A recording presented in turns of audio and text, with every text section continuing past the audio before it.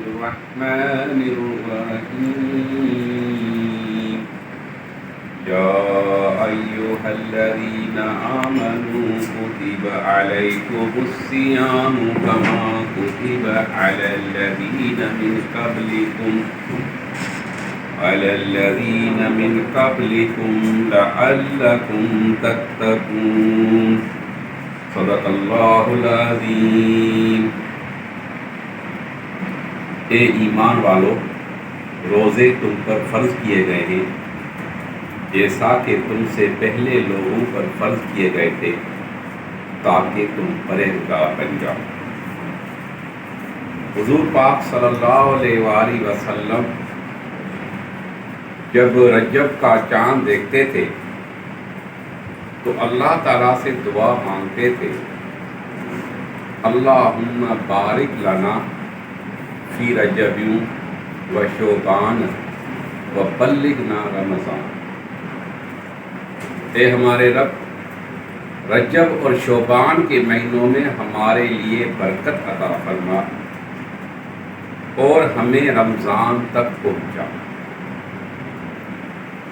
شعبان کا مہینہ چل رہا ہے اور جب شعبان کی آخری تاریخ آتی تھی تو حضور پاک صلی اللہ علیہ وآلہ وسلم صحابہ کرام کو جمع کر کے فرمایا کہ ایک مہمان مہینہ آ رہا ہے۔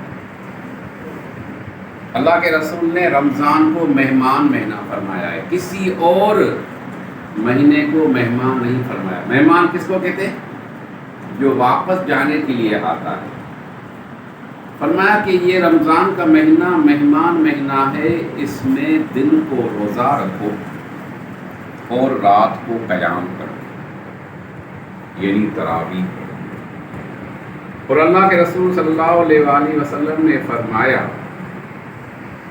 کہ رمضان کے مہینے میں جو ایک فرض نماز پڑھے گا تو دوسرے دنوں کے مقابلے میں 70 فرضوں کا اس کو ثواب ملے گا، اور رمضان کے مہینے میں جو نفل نماز پڑھے گا تو اس کو دوسرے دنوں کے مقابلے میں فرض کے برابر ثواب ملے گا۔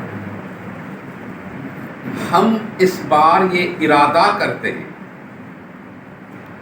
کہ انشاءاللہ تعالی رمضان کے سارے روزے رکھیں گے، ہم رمضان کی ساری نمازیں ہم تکبیر اولیٰ کے ساتھ پڑھنے کی کوشش کریں گے۔ اور اللہ کے رسول صلی اللہ علیہ وآلہ وسلم نے فرمایا کہ رمضان میں ایک رات ایسی ہے جو 1000 مہینوں سے افضل ہے، جس کو لیلۃ القدر کہا جاتا ہے۔ اور آپ صلی اللہ علیہ وآلہ وسلم نے فرمایا کہ اس رات کو ڈھونڈو آخری عشرے کی طاق راتوں میں، یعنی 21 کی رات، 23 کی رات، 25 کی رات، 27 کی رات اور 29 کی رات۔ ان 5 راتوں میں سے ایک رات لیلۃ القدر ہے جو 1000 مہینوں سے افضل ہے، یعنی 83 سال سے زیادہ ثواب ملے گا اس ایک رات کا۔ ہم اس بار یہ ارادہ بھی کرتے ہیں، نیت بھی کرتے ہیں، اللہ سے دعا بھی مانگتے ہیں کہ یا اللہ یہ رمضان ہمارا جو گزرے ایسا گزرے کہ ایسا رمضان ہم نے کبھی بھی نہیں گزارا۔ اگر یہ میں نے اور آپ نے ارادہ کر لیا ہے تو اب اس کے لیے پلاننگ کیسی ہونی چاہیے کہ یہ رمضان ہمارا ایسا گزرے کہ ایسا رمضان ہم نے کبھی بھی نہیں گزارا۔ تو اس کے لیے اللہ تعالیٰ سورہ آل عمران میں فرماتا ہے، کنتم خیر امۃ اخرجت للناس تأمرون بالمعروف وتنہون عن المنکر وتؤمنون باللہ۔ تم بہترین امت ہو، تمہیں لوگوں کے لیے بھیجا گیا ہے، تم نیکی کا حکم دیتے ہو اور برائی سے منع کرتے ہو اور اللہ پر ایمان رکھتے ہو۔ یعنی دوسروں کو یہ ترغیب دینی ہے رمضان کے حوالے سے۔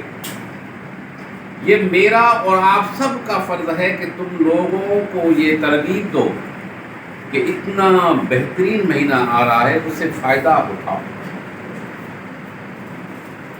ایک روزہ نکل گیا، حدیث شریف میں آتا ہے کہ جس نے رمضان کا ایک روزہ بغیر کسی عذر کے چھوڑ دیا، عذر کیا ہے؟ بیماری عذر ہے، عذر کیا ہے؟ سفر ہے، یہ عذر ہے۔ اس کے علاوہ تم نے اگر ایک روزہ چھوڑا رمضان کا، اب ساری زندگی روزے رکھو، اس ایک روزے کا ثواب حاصل نہیں کر سکو گے۔ تو اتنا بابرکت مہینہ وہ آ رہا ہے، فائدہ اٹھانے والے فائدہ اٹھائیں گے، اور بد نصیب وہ ہیں جو اس بابرکت مہینے سے اس سال بھی فائدہ نہیں اٹھا سکیں گے۔ تو آج یہ ہم نے ایک چھوٹی سی ایک پروگرام جو کیا ہے استقبال رمضان کے حوالے سے، اور بھی ہم اس میں کرتے رہیں گے انشاءاللہ، اور اس رمضان کے حوالے سے لوگوں کو ترغیب بھی دیں گے۔ تو اللہ کیا فرماتا ہے کہ یا ایھا الذین آمنوا، اللہ تعالیٰ مومنوں کو فرما رہا ہے، اے ایمان والو، کتب علیکم الصیام، روزے تم پر فرض کیے گئے کما کتب علی الذین من قبلکم، جیسا کہ تم سے پہلے لوگوں پر فرض کیے گئے تھے، لعلکم تتقون، شاید کہ تم پرہیزگار بن جاؤ۔ حضرت عمر رضی اللہ تعالیٰ عنہ نے ایک صحابی سے پوچھا کہ یہ تقوی کیا ہے؟ تو اس صحابی نے عرض کیا، امیر المومنین، کبھی آپ کا گزر کبھی کسی جنگل سے ہوا ہے جہاں چاروں طرف کان کے دار درخت ہوں؟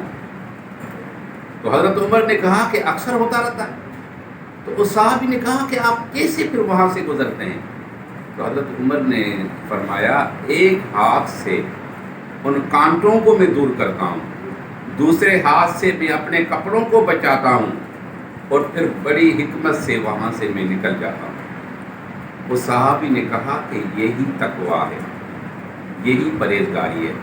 دنیا میں چاروں طرف گناہ ہی گناہ ہیں، ان گناہوں سے جو بچ کر نکل جائے وہ متقی، وہ پرہیزگار ہے۔ اور اسی بات کا اشارہ اللہ تعالیٰ سورہ بقرہ کی پہلی آیت میں فرماتا ہے کہ الف لام میم ذالک الکتاب لا ریب فیہ ھدی للمتقین، یہ وہ کتاب ہے جس میں کوئی شک نہیں، ہدایت ملے گی، لیکن کس کو؟ جو پرہیزگار ہوگا، جو جس کے دل میں خوف خدا ہوگا، جس کے دل میں خوف آخرت ہوگی۔